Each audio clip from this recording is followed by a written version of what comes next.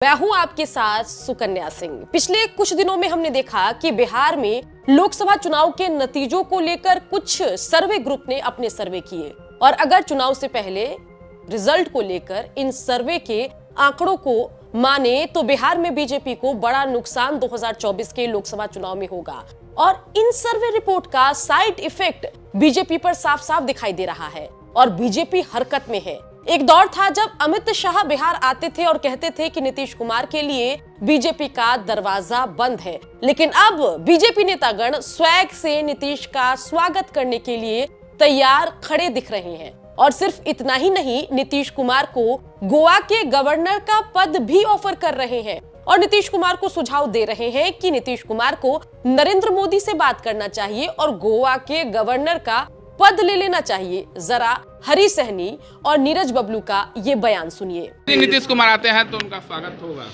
यदि उनके आने से या जिनके आने से बिहार का भला होगा उसके लिए हम लोग तैयार रहें। तो मुझे लगता है कि माननीय मुख्यमंत्री जी को एक बार प्रधानमंत्री जी से बात करना चाहिए और प्रधानमंत्री जी से बात करके वो गोवा का गवर्नर बन जाएं, उनके लिए बेहतर रहेगा, शांति में रहेंगे, उनकी अच्छी जिंदगी कटेगी। मुझे लगता है कि नीतीश कुमार जी को शांति वाला काम चाहिए और शांति से रहे। मुझे लगता है कि उनके स्वास्थ्य के लिए भी बेहतर रहेगा।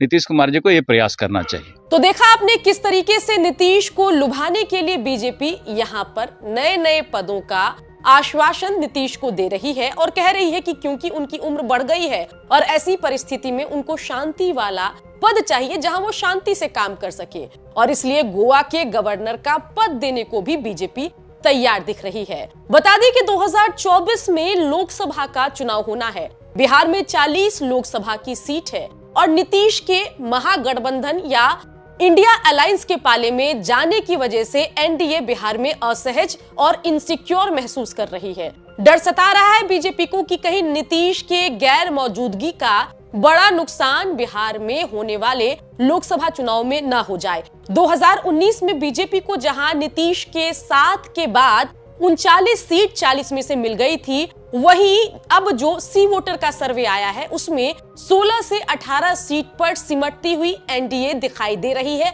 बिहार में। और इस सर्वे रिपोर्ट ने बीजेपी की बेचैनी बढ़ा दी है, जिसके बाद बीजेपी के आला नेता कभी नीतीश के स्वागत वाला बयान देते हैं, कभी नीतीश को गोवा के गवर्नर का पद देने का दावा करते हैं। इन सब के बीच नीतीश कुमार को नरेंद्र मोदी से बात करके बीजेपी के साथ डील क्रैक करने का भी मशवरा बीजेपी विधायक नीरज बबलू देते दिखे। अब देखना होगा कि बीजेपी ने नीतीश कुमार को लुभाने की कवायद तो शुरू कर दी है।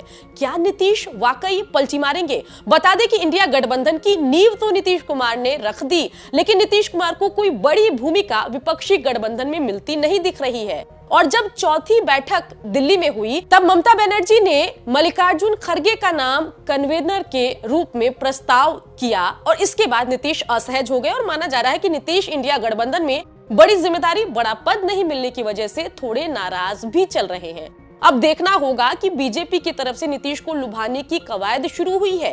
क्या नीतीश कुमार बीजेपी की तरफ दोस्ती का हाथ बढ़ाएंगे? क्या 2017 वाले हालात एक बार फिर से 2023 में बनते दिखेंगे? क्या नए साल में कोई नया खेल बिहार में होगा या नहीं? इन तमाम खबरों पर नजरें हमारी टिकी है। आप देखते रहिए, बने रहिए बिहार तक के साथ।